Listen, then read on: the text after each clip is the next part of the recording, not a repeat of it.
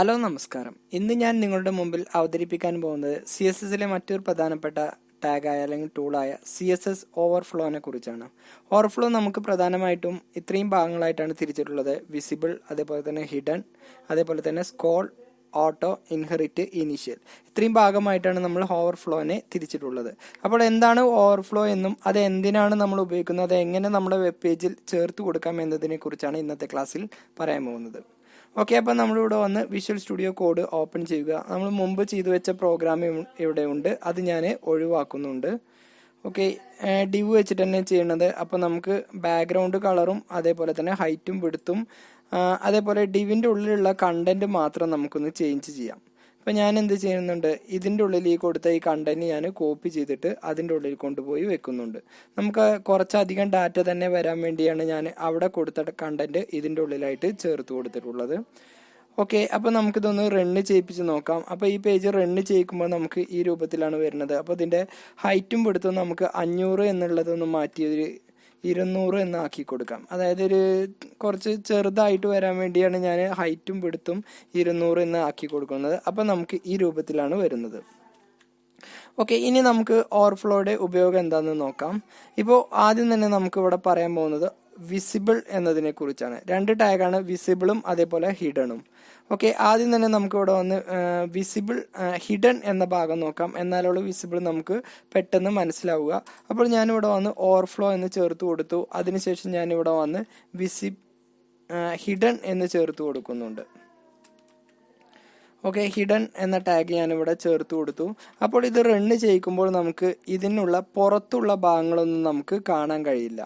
Okay, ഇത് ഒഴിവാക്കി നമ്മളിവിടെ ചേർത്ത് കൊടുക്കുകയാണെങ്കിൽ നമുക്ക് ഇതിൻ്റെ പുറത്തുള്ള ഭാഗങ്ങളൊക്കെ നമുക്ക് കളറൊന്നും ഇല്ലെങ്കിലും നമുക്ക് ആ ഹൈറ്റിനും വിഡ്ത്തിനും പുറത്തുള്ള ഭാഗങ്ങളും നമുക്ക് കറക്റ്റായിട്ട് വരുന്നുണ്ട്. എന്നാൽ നമ്മളിവിടെ ഓവർഫ്ലോ എന്നുള്ളത് നമ്മളിവിടെ വന്ന് ഹിഡൻ എന്ന് ചേർത്ത് കൊടുക്കുകയാണെങ്കിൽ ആ ഡിവിഷൻ അല്ലെങ്കിൽ ആ ഡിവിൻ്റെ പുറത്ത് വരുന്ന ഭാഗങ്ങളൊന്നും നമുക്കിവിടെ കറക്റ്റായിട്ട് കാണാൻ കഴിയില്ല. അപ്പോൾ നമ്മൾ CSSലെ ഓവർഫ്ലോയിൽ ഹിഡൻ എന്ന് ഉപയോഗിക്കുന്നത് ഇത്തരം കാര്യങ്ങൾ ചെയ്യാൻ വേണ്ടിയാണ്.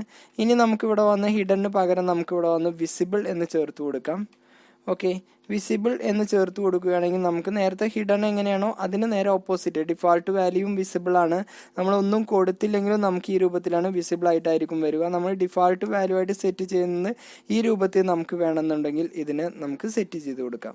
അപ്പോൾ നമ്മൾ രണ്ട് ടാഗാണ് നമ്മളിവിടെ ചേർത്ത് കൊടുത്തത്, രണ്ട് വാല്യൂ ആണ് നമ്മൾ ചേർത്ത് കൊടുത്തത്, ഒന്ന് ഹിഡനും അതേപോലെ തന്നെ വിസിബിളും. അടുത്തതായി നമ്മൾ നോക്കാൻ പോകുന്നത് സ്കോൾ എന്ന ഭാഗമാണ്.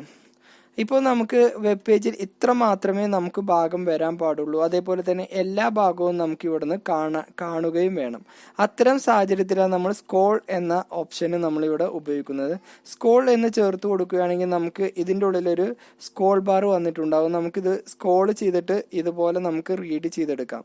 അപ്പോൾ ഇതിൻ്റെ ഹൈറ്റ് ഒന്നും അതായത് നമ്മൾ കൊടുത്ത ഹൈറ്റ് തന്നെ ആയിരിക്കും, എന്നാൽ കണ്ടന്റ് മുഴുവനായിട്ട് നമുക്കിതുപോലെ സ്കോൾ ചെയ്തിട്ട് നമുക്ക് വായിക്കുകയും ചെയ്യാം. നമ്മളെ വെബ് പേജ് ട്യൂട്ടോറിയൽ വെബ് പേജുകളൊക്കെ ചെയ്യുമ്പോൾ അതിൽ കോഡുകളൊക്കെ നമുക്ക് ചേർത്ത് കൊടുക്കണമെങ്കിൽ അതിൻ്റെ സ്ക്രീനിൻ്റെ സ്പേസ് ഒക്കെ നമുക്ക് ഇഷ്ടത്തിന് മാനേജ് ചെയ്യാനൊക്കെ വേണ്ടിയിട്ട് നമുക്ക് ഈ രൂപത്തിൽ ഓവർഫ്ലോ സ്കോൾ എന്ന് ചേർത്ത് കൊടുക്കാം. ഇനി അടുത്തത് നമ്മൾ ഡിഫാൾട്ടായിട്ട് വരുന്ന കുറച്ച് കാര്യങ്ങളാണ്. ഓട്ടോ ആണ് ചേർത്ത് കൊടുക്കുന്നതെങ്കിൽ ഇതിന് നമ്മളിവിടെ വന്ന് ഓട്ടോ ആണ് ചേർത്ത് കൊടുക്കുന്നതെങ്കിൽ അതിൻ്റെ എത്രയാണോ ഹൈറ്റ് അതിനനുസരിച്ച് കറക്റ്റായിട്ട് നമുക്കിതുപോലെ ഡിസ്പ്ലേ ചെയ്തു വരും. അതായത് ഈ ഭാഗത്തുള്ള വെർട്ടിക്കൽ ഉണ്ടാവില്ല, ഹൊറിസോണ്ടൽ മാത്രമേ നമുക്കിതുപോലെ സ്കോൾ വരികയുള്ളൂ. ഓക്കെ, അത്തരത്തിൽ നമുക്ക് ചേർത്ത് കൊടുക്കാൻ വേണ്ടിയാണ് നമ്മൾ ഓട്ടോ ഉപയോഗിക്കുന്നത്. അതേപോലെ തന്നെ നമ്മൾ ഇനീഷ്യൽ തുടക്കത്തിൽ ഏത് വാല്യൂ ആണോ നമ്മൾ ചേർത്ത് കൊടുത്തത് അതിൻ്റെ അടിസ്ഥാനമാക്കിയിട്ട് ഇതിന് നമുക്ക് ചേർത്ത് കൊടുക്കാൻ വേണ്ടിയാണ് ഇനീഷ്യൽ ഉപയോഗിക്കുന്നത്. ഇനീഷ്യൽ ഏതാണ്ട് തുടക്കത്തിൽ ഈ രൂപത്തിലായിരിക്കും നമുക്ക് ഡിസ്പ്ലേ ചെയ്ത് വരിക. അതേപോലെ തന്നെ നമ്മൾ ഇൻഹെറിറ്റ് ചേർത്ത് കൊടുക്കുകയാണെങ്കിൽ ഇതിന് മുമ്പത്തതിന് ഏത് ഓവർഫ്ലോ ആണോ ചേർത്ത് കൊടുത്തത് അതേ രൂപത്തിൽ തന്നെ ആയിരിക്കും ഇതിനും ഓവർഫ്ലോ വരിക. അത് നമുക്കിവിടെ പ്രത്യേകിച്ച് കാണിച്ചു തരാൻ കഴിയില്ല, കാരണം ഇതിൽ ഇനീഷ്യൽ തുടക്ക വാല്യൂ ഒന്നും ഇല്ലാത്തതും അതേപോലെ തന്നെ ഇൻഹെറിറ്റ് എന്ന് പറയുമ്പോൾ മുമ്പ് നമ്മളൊരു വാല്യൂ കൊടുത്തിട്ടുണ്ടെങ്കിൽ അതിനെ ഫോളോ ചെയ്തിട്ടായിരിക്കും ഇതിന് വരിക. അപ്പോൾ നമ്മൾ മുമ്പ് ഒരു പ്രത്യേകം വാല്യൂ ചേർത്ത് കൊടുത്തിട്ടില്ലാത്തത് കൊണ്ട് അത് നമുക്കിതിൽ പ്രത്യേകം വിസിബിൾ ചെയ്യിപ്പിക്കാൻ കഴിയില്ല.